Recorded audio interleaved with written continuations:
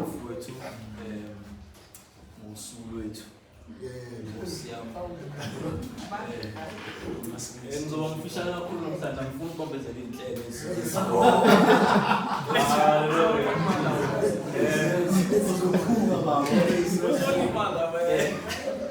ukubombezela inhlelo zabazalwane.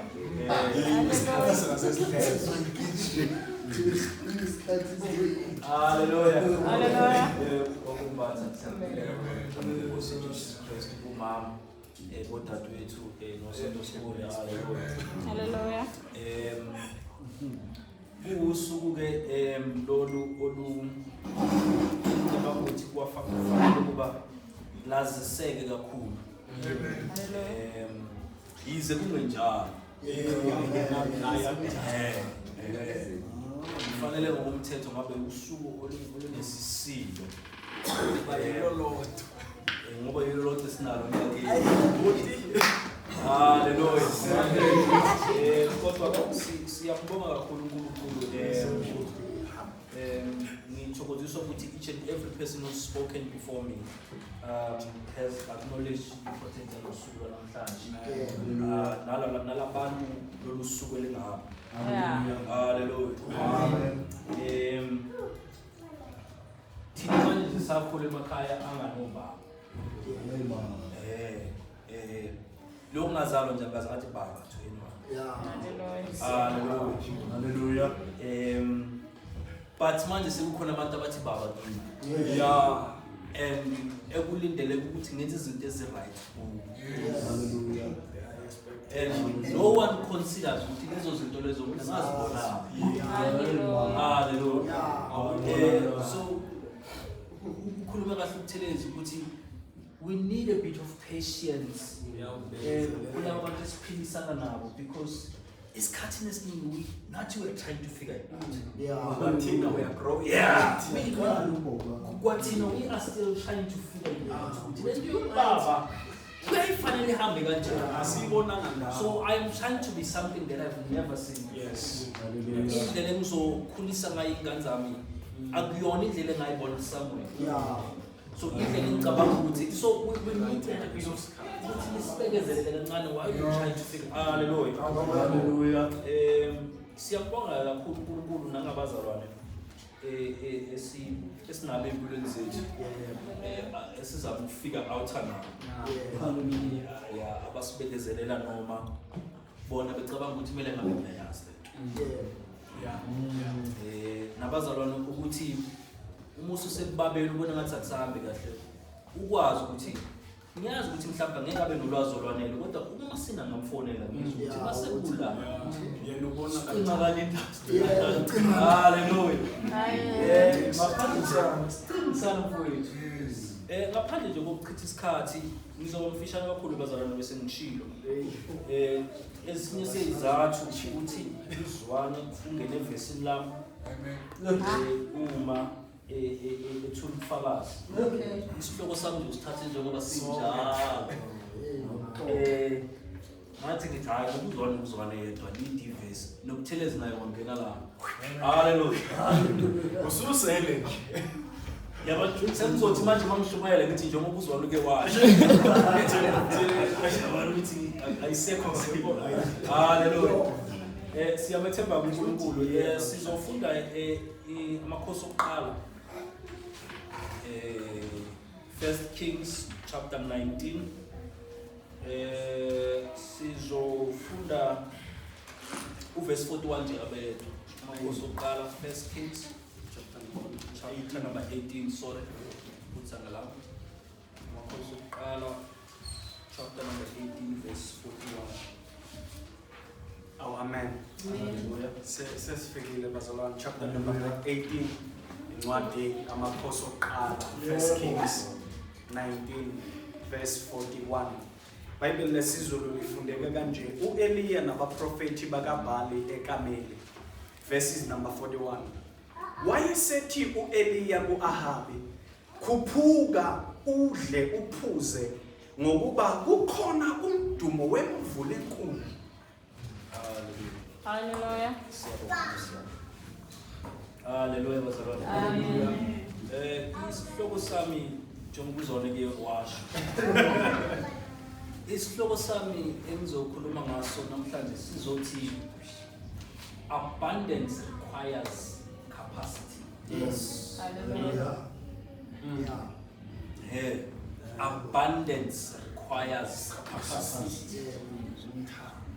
Okusho ukuthi ukugcwala kuze kwedlulele kwento kubiza ukuthi ube nawo amandla okuthwala. Yes.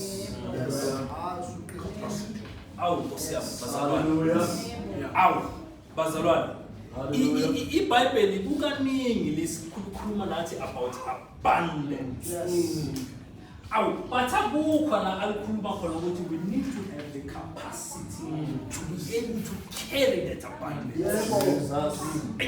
And uzubona iabundance okukhulunywa ngayo, it's not only the good things. Yes. Hallelujah.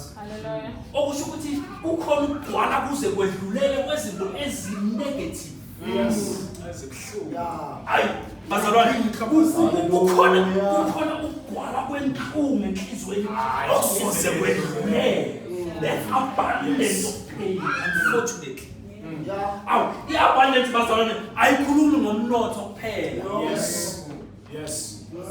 Ayi Nkosi yami, iabundance ayikhulumi ngehappiness nangenjabulo kuphela. Ama-blessings kuphela. Awu Nkosi yami, ikhuluma nangobuhlungu benhliziyo nangokuswela. Bese uNkulunkulu, I will give you in abundance. Okusho ukuthi whatever I will give you ebugcwalisekeni kwayo. Yes. But you need to have the capacity. Hallelujah. Because noma ngaze kuthiwa ukunika abundance yemali, ungenayo capacity.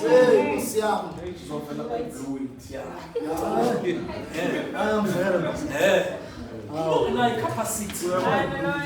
And the Bible says nothing about having capacity.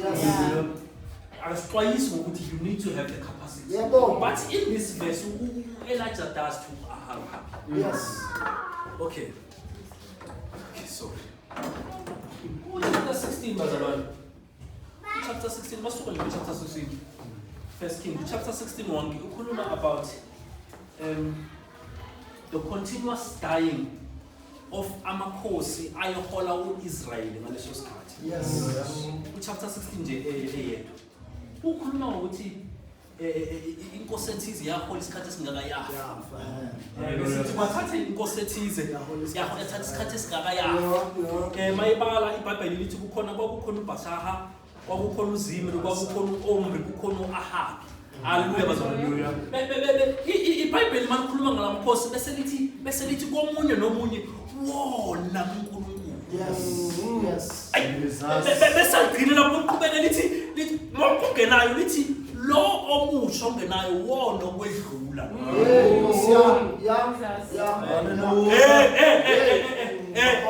But these are leaders. These are people entrusted with leadership.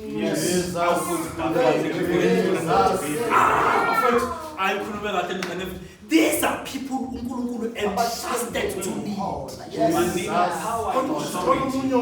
Say it Bible. Each and every one of them wangena kule position. Why are not ukudlula the previous one? Yes.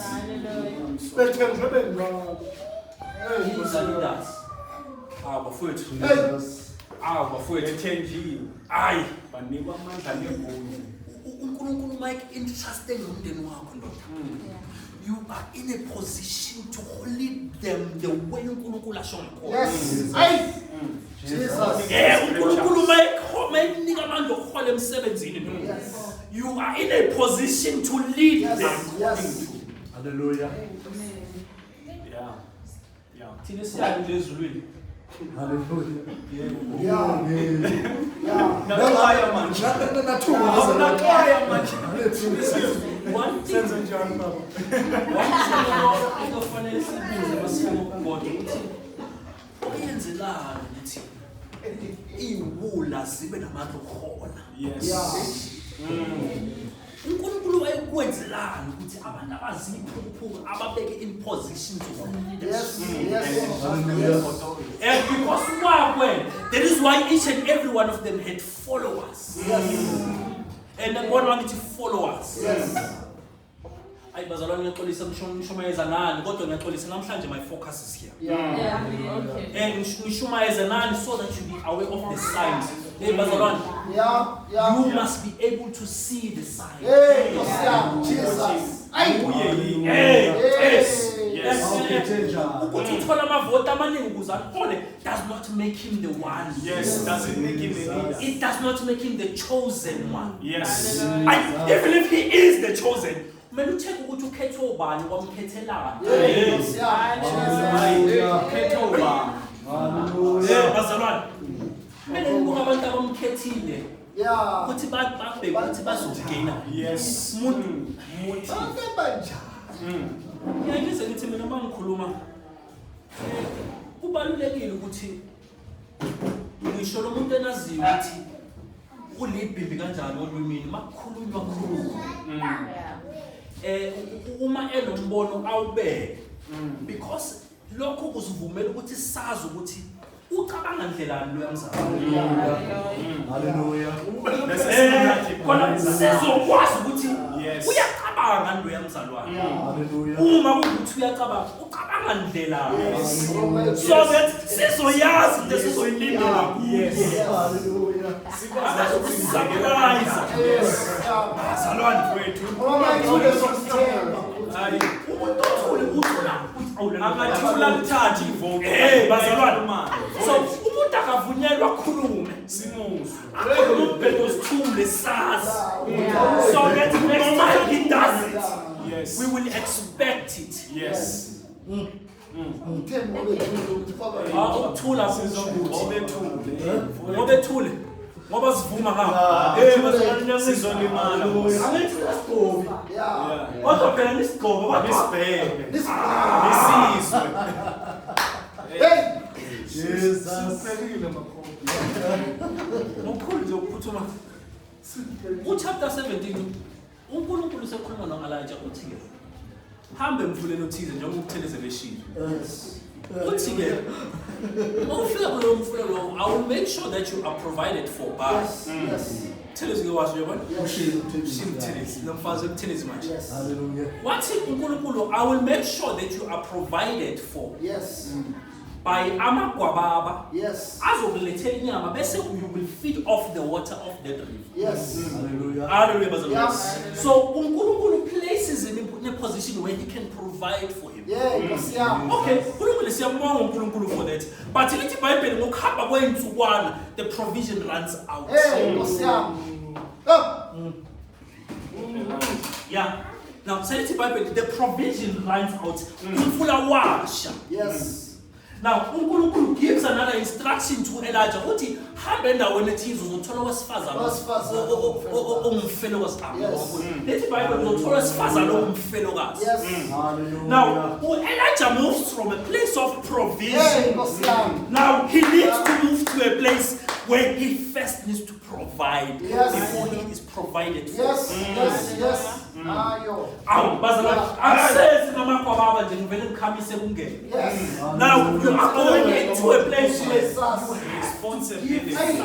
Yes. in order to get comfortability, the expectation would be ukuthi uNkulunkulu mangisuse endaweni engcono ungisa endaweni ethe ukuphakathi. Hallelujah. But the expectation would be ukuthi uNkulunkulu uyasikhuphula. So uma uzongisusa la kade ngilethelwa khona, how do you then now put me in a place that seems to be the far west? Amen. Hallelujah. Uma sifunda iBhayibheli siyabona uElijah extend amafutha yawagcwalisa uthi lo muntu uthi lo wesifazane uthi uElijah anikwenzele lokho enizokudla bese nami uthi wesifazane namafusha amancane uthi nginempuphu la encane bese ngilindele ukuthi sizodla nondodana bese siyafa. Uthi kuElijah aphambi ukwanidla hayi ngizwile uthe wena ukuthi wena uthele ukudla nizofa ngakho.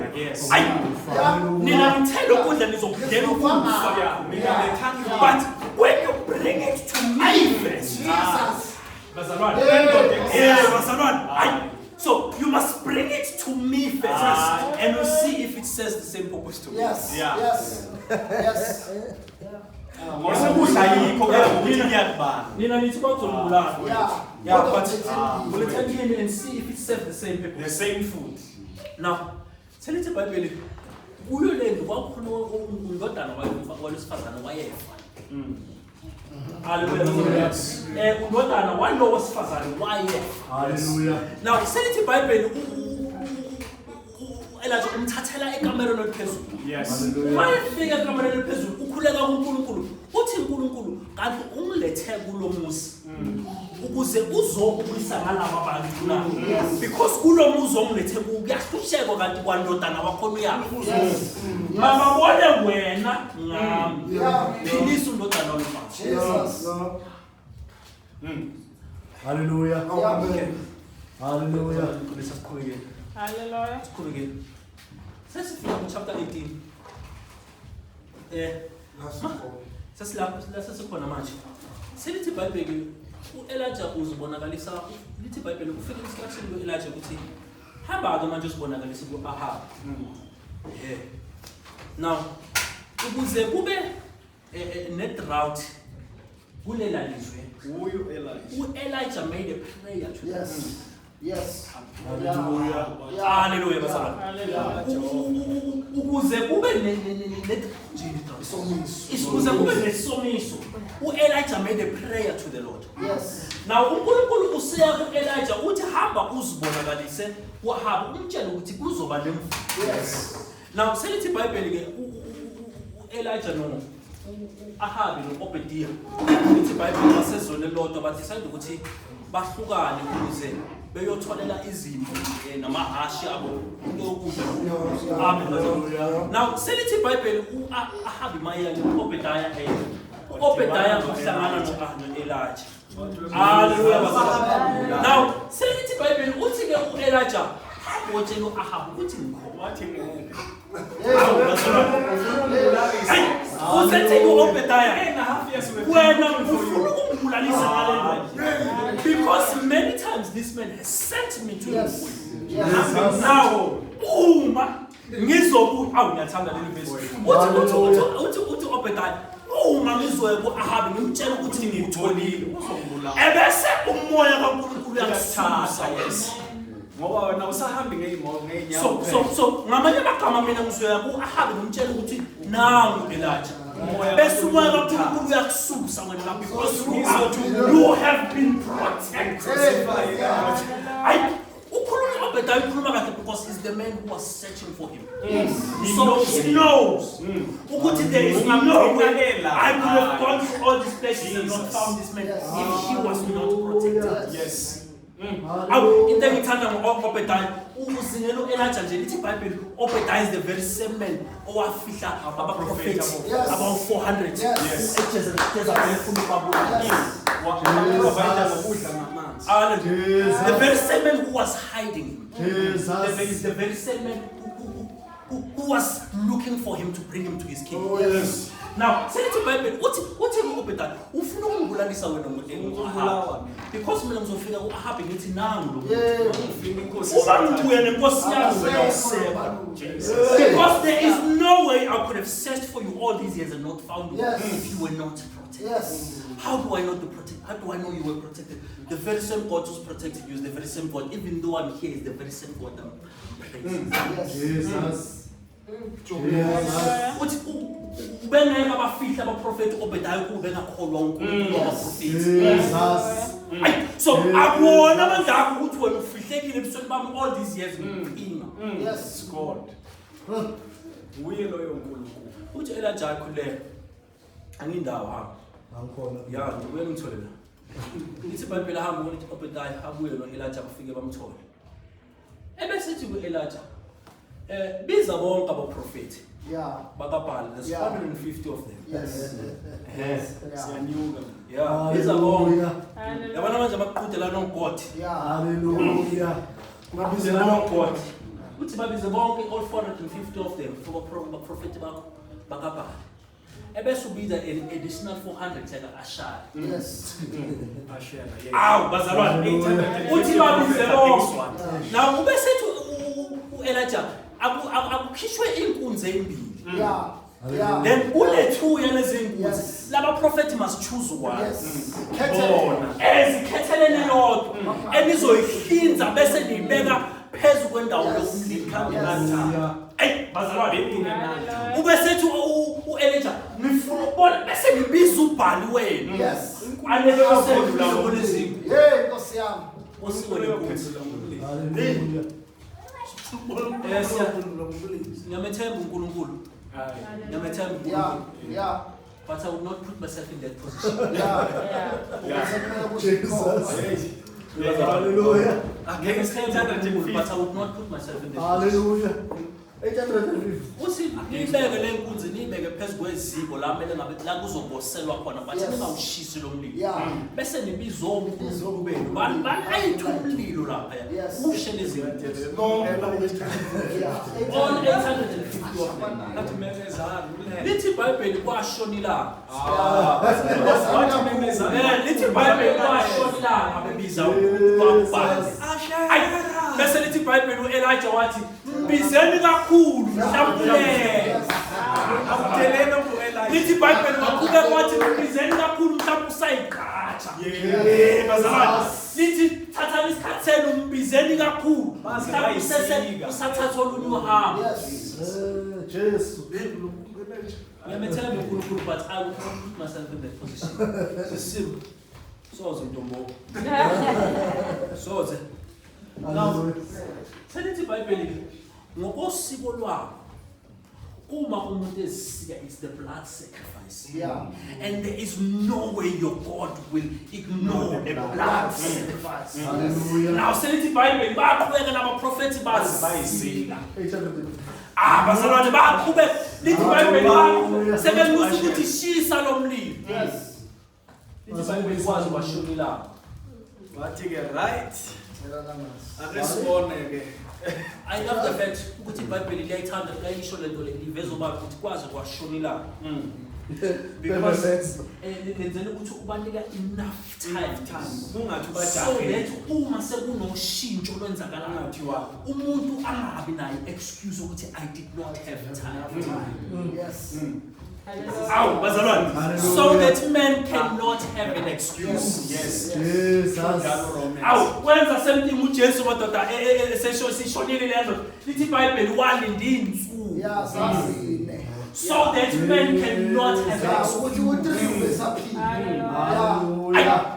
Noma maze kuthiwa bazomphendula kodwa sekaze kushonilana. Yeah. Awutholakala Efonini. Lokho kusile lokho kusile kuze kwashonilana. So that man cannot have an excuse. Yes. Jesus. Akunakusolakala ukuthi kube ngamandla kabani.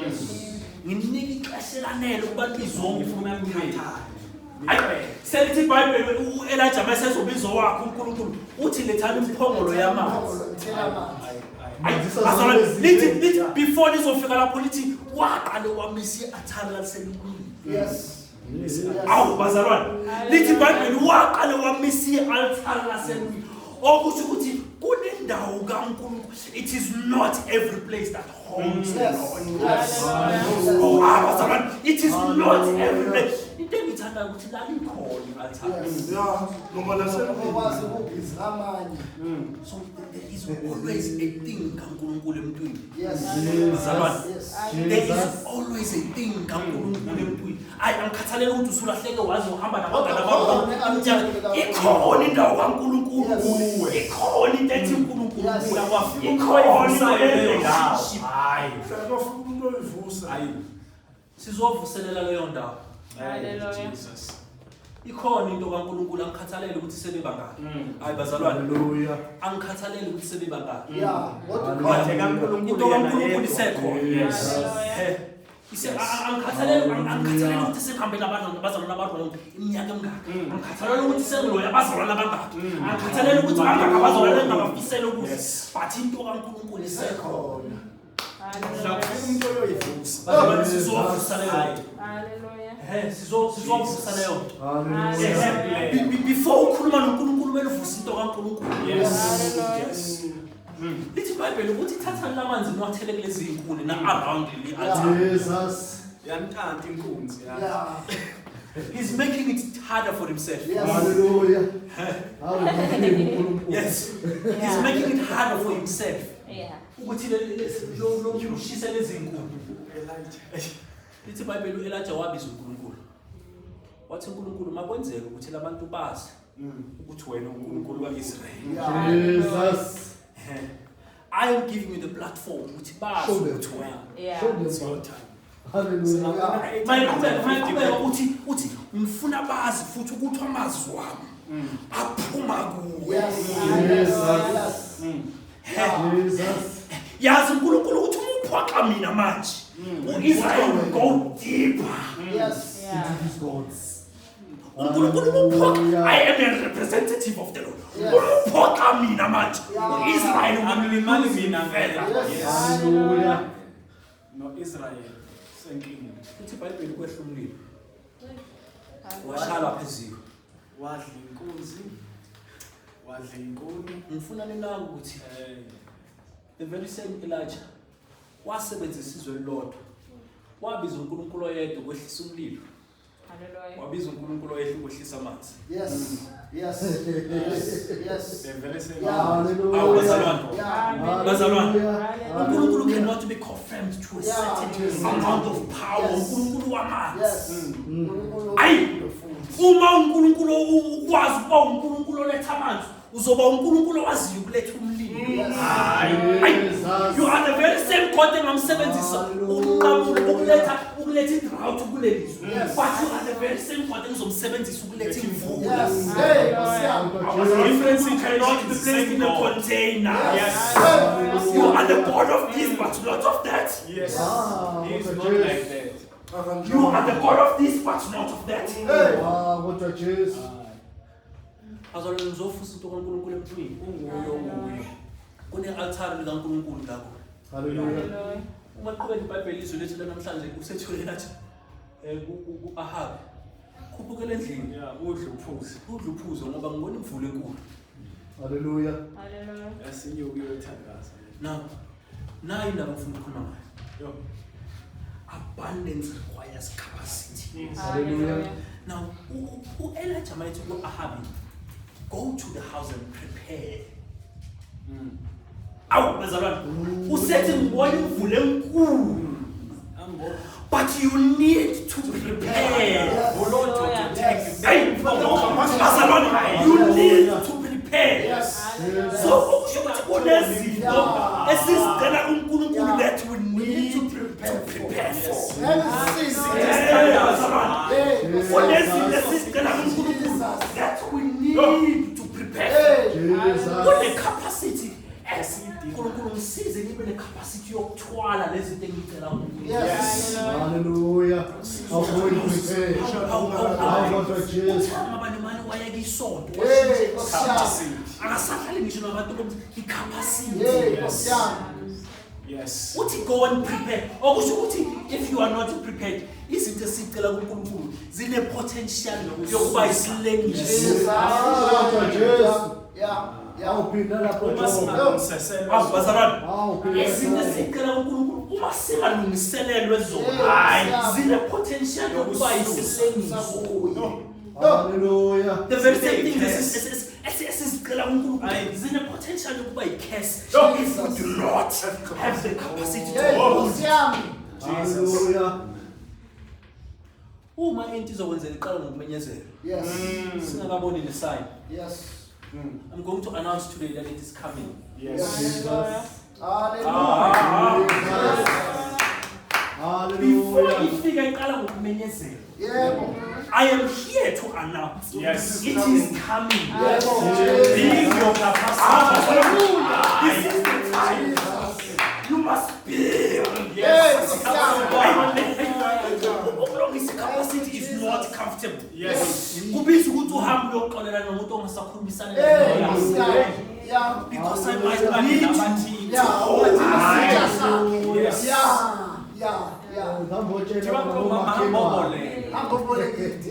Bazalwane, Hallelujah. I am here Go to announce that it is coming. Jesus. not only is it coming, but it is coming in abundance. Yes. Abundance means you need to prepare. As long as I need you. Yes. Hallelujah. As long as we are building your capacity, because it's coming. Building capacity is not comfortable. Hallelujah. Ngizoyikhuluma kahle le komama. Ngoba niyathwala. Yeah. Hallelujah. Hallelujah. Hallelujah. To build capacity, to build space is not comfortable. Each time something is moving. I feel like I'm getting stretched because I need to accommodate the size of what that is coming. Hallelujah. It is coming. It is Kalamat. Build capacity. Bazalwane Kalamat. Yeah, come. And ungangizwa angithi izinto ezihle yes. It is something is coming in abundance. Hallelujah. Something is coming in abundance. Prepare your You capacity. need to start now. Aye. If it means when you mend my relationship, so go back. That's you building your capacity just in case you need him. Jesus. In that season. And if it means that you need to go back and mend the relationship, go back. Yes. You Hallelujah. might need them. Yes. Hallelujah. Yes, and it's coming in abundance. Hallelujah.